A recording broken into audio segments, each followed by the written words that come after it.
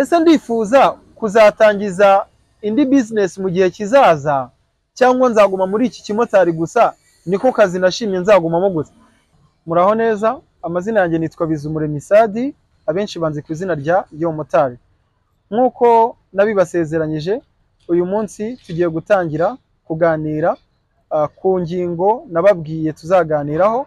Uyu munsi turaganira ku gice cya mbere cy'ibiganiro by'uruhererekane bizaba bivuga ngo umumotari w'indashyikirwa, inzira y'ubukungu ndetse n'iterambere. Uyu munsi icyo nshaka ko tuganiraho, ndashaka ko tuganira ku mitekerereze y'umumotari w'umunyamwuga cyangwa se imbaraga z'imitekerereze y'umuntu ukora akazi ke kinyamwuga. Abantu benshi ubundi babona aka kazi nk'akazi kari aho ngaho gasanzwe, umuntu ashobora kubonamo amafaranga wenda y'ako kanya bigahita birangira, ariko umumotari w'umunyamwuga ntabwo ari uko nguko atekereza. Aka ni akazi abona nk'ubucuruzi ndetse n'inzira imuganisha ku iterambere.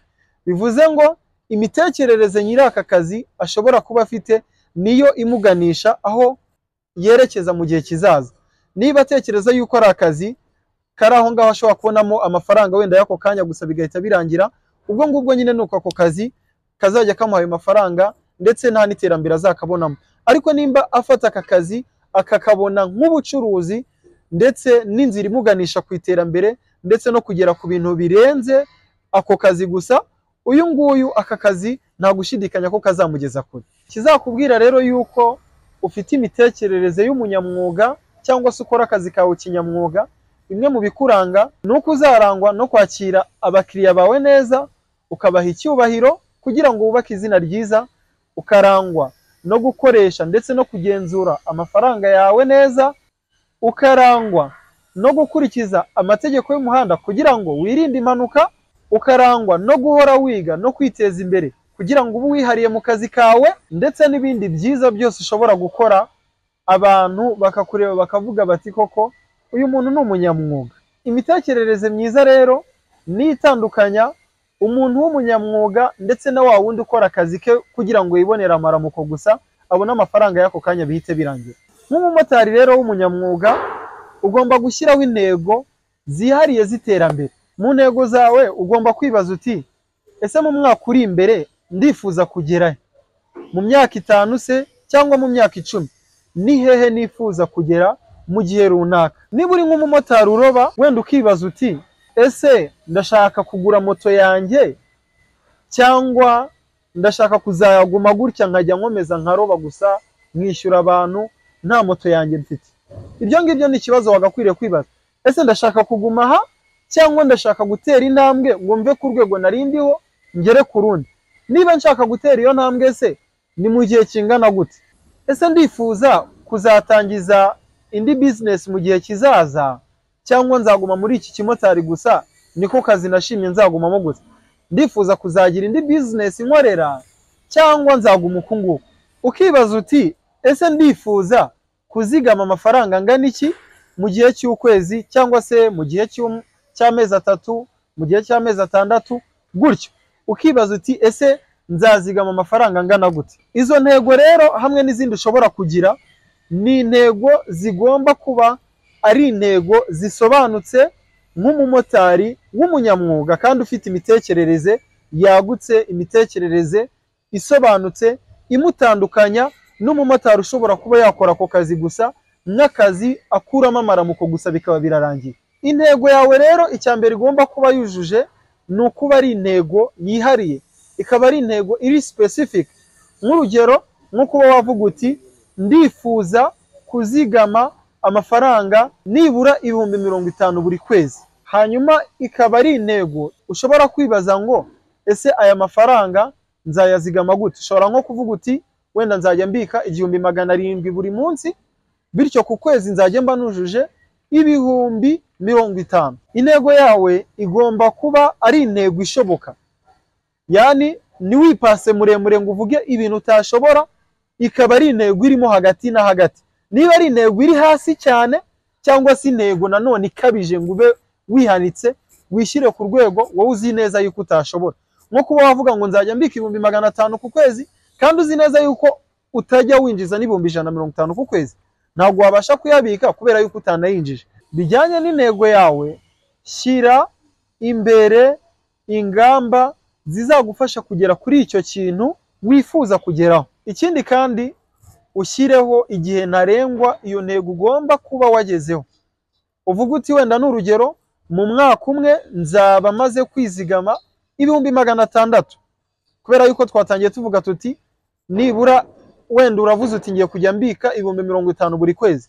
50,000 buri kwezi, mu mwaka uzaba ufite 600,000. Wenda uvuga uti mu gihe kitarenze umwaka ngomba kuba nizigamye 600,000. Nk'umuntu rero ufite aho yifuza kugera, ufite intego n'imitekerereze mizima y'umuntu w'umunyamwuga, ugomba kugira ibintu urangwa nabyo kugira ngo bigufashe kuba wagera kuri izo ntego zawe.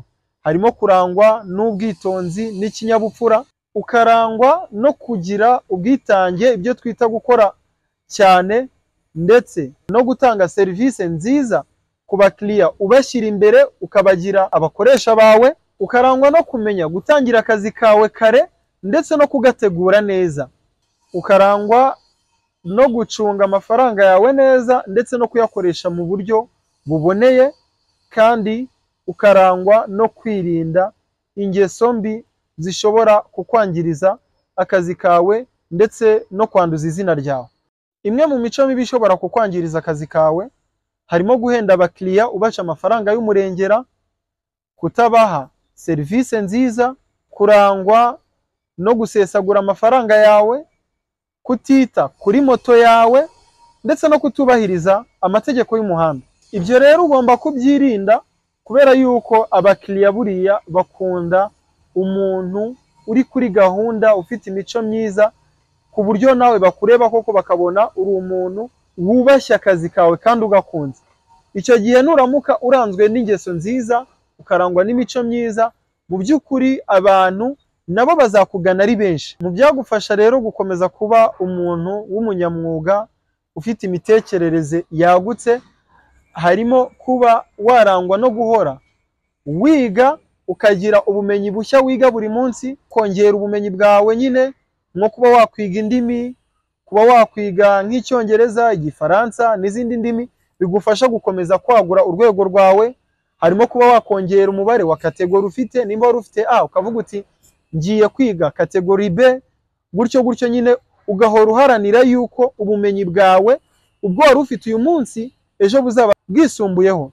Ukarangwa no guharanira kwiga amategeko y'umuhanda, ukarushaho kuyasobanukirwa. Ibyapa ukaba uri umuntu ubisobanukiwe, ibimenyetso by'umuhanda bigiye bitandukanye ukaba ubasha kubisobanukirwa, ukaba uzi uburenganzira bwawe bwo mu muhanda, ukaba uzi ubumenyi bugiye butandukanye ku bijyanye n'amategeko y'umuhanda. Ikindi kandi ukarangwa gusaba inama ku bagutanze mu kazi, abasaza bafite ubunararibonye mu kazi kawe, ndetse n'abandi bashobora kukugira inama. Ikindi kandi ukarangwa no gukurikiza amabwiriza y'inzego z'umutekano. Mu gusoza rero, ndagira ngo mbabwire ko intambwe ya mbere umuntu atera mu kazi ke itangirira mu mitekerereze. Iyo imitekerereze yawe ari myiza, n'ibindi byose bigenda neza mu kazi kawe. Niyo mpamvu tugomba gutanga serivisi nziza nk'abantu bakora akazi kinyamwuga, tugashyiraho intego mu buzima bwacu, tugakomeza kwiga kandi tukirinda ingeso mbi. Ibi rero bizaba ari intangiriro y'umusingi wo gukora akazi kawe kinyamwuga, ndetse bizaba ari inzira ikuganisha ku iterambere ndetse n'intsinzi mu kazi kawe. Naha nsoreje, nkaba mbashishikariza kuzakurikira ibiganiro by'ubutaha. Murakoze cyane, bye bye.